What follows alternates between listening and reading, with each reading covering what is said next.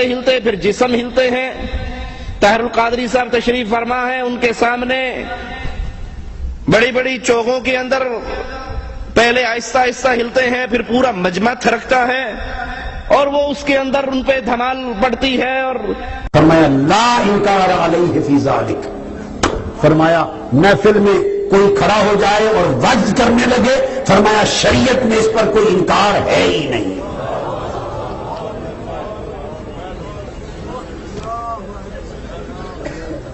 لا انکار.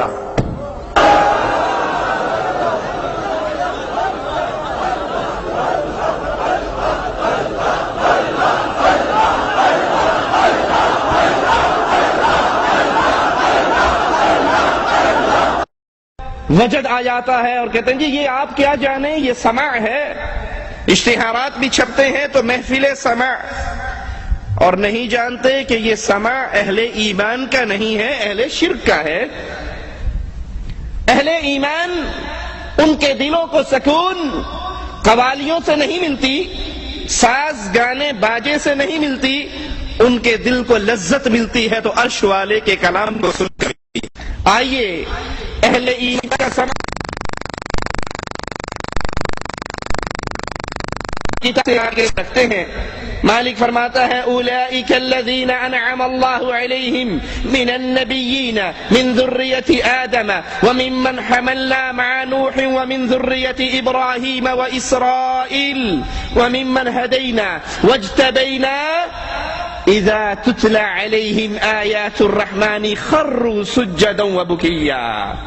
وہ لوگ جن پر اللہ نے احسان کیا، انبیاء میں سے، اولاد آدم میں سے، اور جن کو ہم نے سوار کیا نوح علیہ السلام کے ساتھ اور اسرائیل کی اولاد میں سے، اور ان میں سے جنہیں ہم نے ہدایت دی، منتخب کیا، جب ان پر اللہ کی آیات، رحمان کی آیات تلاوت کی جاتی ہیں تو سجدے میں گرتے ہیں، روتے ہیں. پیر سیفی انگلی کے اشارے کرتا ہے، کرنٹ مارتا ہے اور لوگ لوٹ پوٹ ہو کے سجدوں میں گرتے ہیں. اس میز سے لمبے تو ان کے بال ہی ہوں گے، ایک چٹیا ادھر چھٹتی ہے، ایک چٹیا ادھر ہے. بیچارہ بالکل اینڈ ہوا 80 سال کا ہوگا، اس سے دھمال نہیں ڈالی جا سکتی، تو دو آدمی ادھر سے اس کے نیچے ہاتھ دیتے ہیں، دو ادھر سے اس کے نیچے ہاتھ دیتے ہیں، اس کو بڈھے کو زبردستی نچاتے ہیں، اور وہ بیٹھتے کہتا دھمال ڈالو، مولویوں مسجدوں سے نکلو دھمال ڈالو، سنی ہو تو دھمال ڈالو، شیعہ ہو تو دھمال ڈالو، وہابی ہو تو دھمال ڈالو، اور جو دھمال نہیں ڈالے گا اس کی نجات نہیں ہوگی. کہتا میں قسم کھا کر کہتا ہوں جو دھمال نہیں ڈالے گا اللہ کی قسم قیامت کے دن نہیں بخشا جائے گا.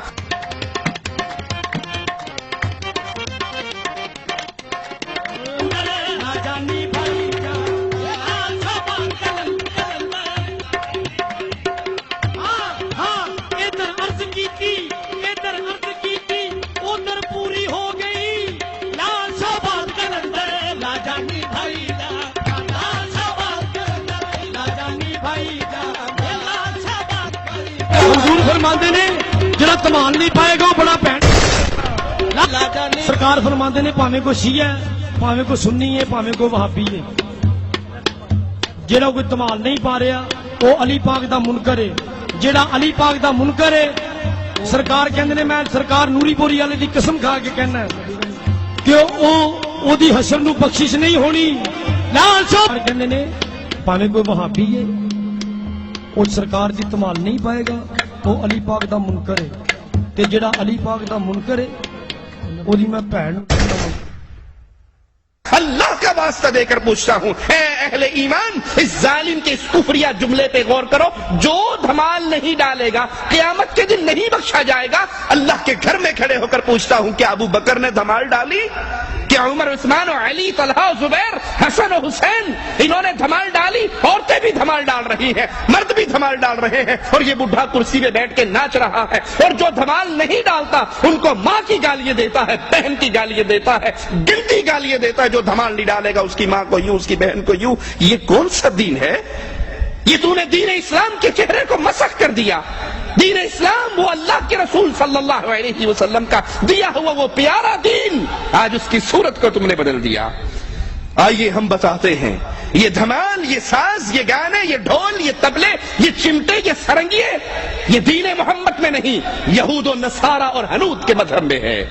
کفار مکہ تالیاں بجاتے اور سیٹیاں مارتے، یہود کے تجدد پسند طبقے نے عبادت میں موسیقی کا خاص طور پہ اہتمام کیا اور نماز کے لیے نغمے وضع کیے تاکہ یہ عبادت لوگوں کے دلوں میں اتر جائے۔ عیسائیوں کی دعاؤں کے سارے صیغے ترانوں اور گانوں کی شکل میں ہیں اور ان کی ہر دعا کی ایک لے اور آہنگ جدا اور مقرر ہے۔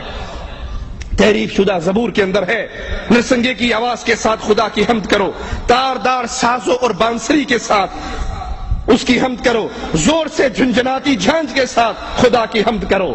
یہ عیسائیوں کا مذہب ہے، اسی لیے ڈاکٹر طاہر القادری اپنے منہاج القرآن ادارے کے اندر عیسائی پادریوں کو بلاتا ہے کرسمس ڈے پر، اور وہ عیسائی پادری ڈھول، سرنگی، چمٹوں کے ساتھ آتے ہیں، ساز تاروں کے ساتھ آتے ہیں، اور اس ادارے کے اندر بیٹھ کر جب ان کی عبادت کا وقت آتا ہے وہ گیت گاتے ہیں کرسمس مناؤ کا، تو وہ اسی ڈھول اور باجے کے اوپر گاتے ہیں۔ یہ مذہب نصارہ کا مذہب ہے، یہ مذہب ہندوز کا مذہب ہے، یہ مذہب یہودیوں کا ہے، یہ کفار مکہ کا ہے، اہل ایمان کا یہ مذہب نہیں ہے۔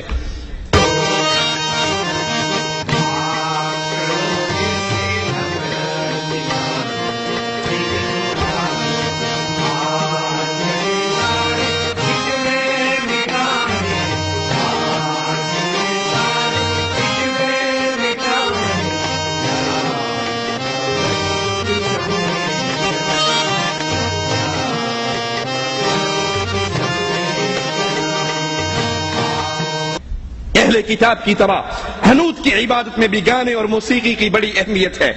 قوالی کے قائلین حقیقت میں انہی مشرکین سے متاثر ہو کر ان کی اندھی تقلید کر رہے ہیں۔ موسیقی اور گانے ہندو مذہب کے خمیر میں شامل ہیں، اس نظام میں بنیادی اہمیت رکھتے ہیں۔ ہندو مذہب کے پنڈتوں پروہتوں نے پوجا کرنے والوں میں سوز و گداز پیدا کرنے کے لیے ہمیشہ اس کا سہارا لیا ہے۔